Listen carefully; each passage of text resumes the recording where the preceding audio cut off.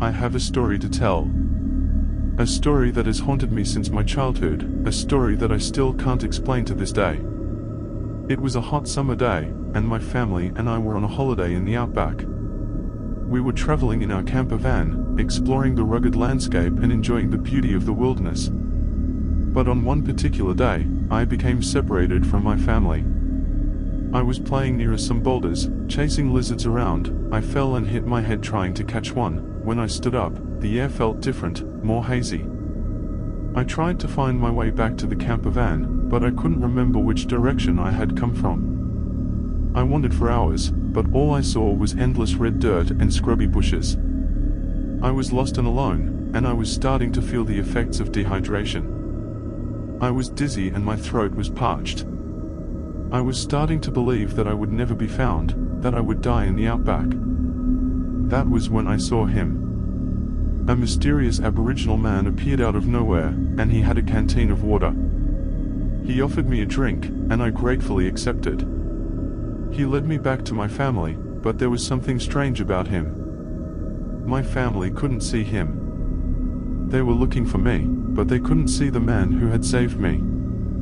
I tried to tell them about him, but they thought I was delusional from the heat.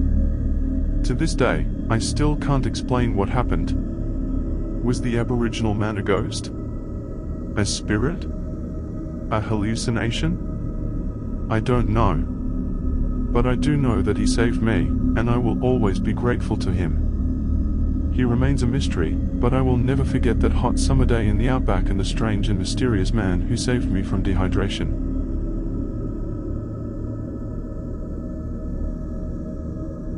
I'm an Australian trucker, and I've been driving the highways and backroads of this country for over 2 decades. I've seen a lot of strange things during that time, but nothing compares to the story I'm about to tell you. It was a hot summer day, and I was driving through the Outback, heading from Darwin to Perth. I was hauling a load of supplies, and the road was long and lonely. That was when I saw her, a young woman standing by the side of the road with a backpack, looking tired and desperate. I'm a softie at heart, so I pulled over and offered her a ride. She climbed into the cab, and we started talking. She told me her name was Sarah, and she was traveling to see her sick mother. She was quiet and reserved, but friendly enough. We drove for a few hours, and I was feeling good about helping someone out. That was until we reached a small town, and she disappeared. I was confused. I had felt her presence in the cab, but when I looked over, she was gone. I stopped the truck and searched the cab and the trailer, but there was no sign of her. I thought I was losing my mind, until I went into a local pub for a drink. The locals were talking about a young woman who had been murdered in the area a few years prior. They said her name was Sarah. I was horrified. Had I picked up the ghost of a murdered woman? I couldn't explain it, but I felt her presence with me, even after she disappeared. I was too scared to spend the night in the town, so I got back in my truck and drove all night. I couldn't shake the feeling that I was being followed, and I was scared out of my mind. When I finally arrived in Perth, I went straight to the police. I told them about the hitchhiker and what had happened. They investigated, but they never found any evidence of a murdered woman named Sarah. To this day, I still don't know what happened. Was she a ghost? A figment of my imagination? I don't know, but I will never forget that hot summer day in the Outback, and the mysterious hitchhiker who disappeared into thin air.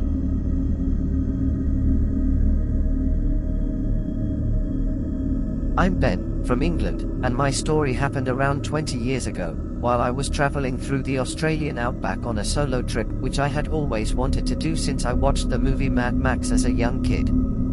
The Outback was a vast, barren landscape, and I was completely alone for most of my journey.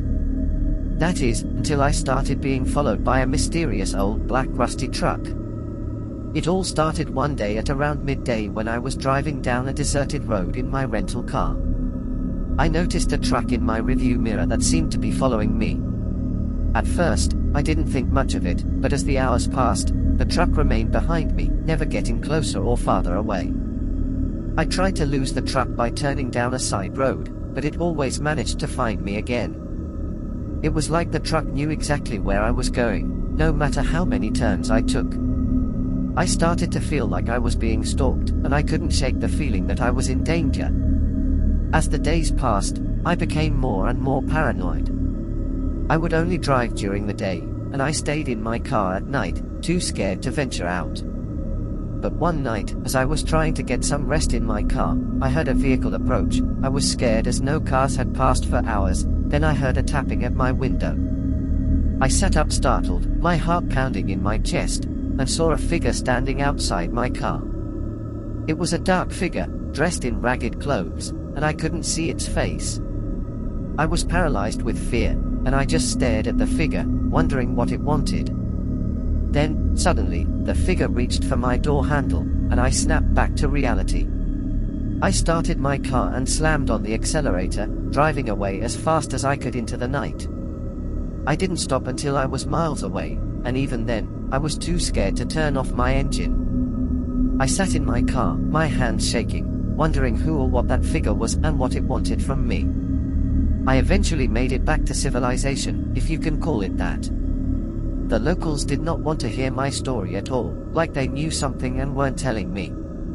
I eventually cut my trip short and flew home.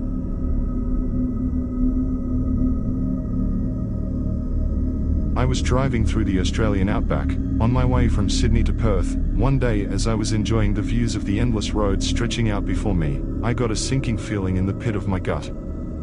I couldn't shake the feeling of unease that had settled in me. Later that night at around 1 a.m, I caught a glimpse of something on the road ahead. A group of people dressed in white robes stood blocking the road ahead.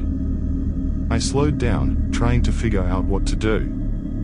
To my horror, the group of people started walking towards my car, their faces obscured by the hoods of their robes. Fear clawing at my chest, I hit the gas and drove around the group, narrowly avoiding a collision. I looked in my rearview mirror and they were just standing, staring. I didn't stop until I reached the nearest town, heart racing and hands shaking. The next day, I found myself in a small pub, trying to steady my nerves with a cold beer. That's when I overheard some of the locals talking about a man from town who had gone missing in the area. My blood ran cold when I heard that the man's car had been found on the same stretch of road that I had driven the day before.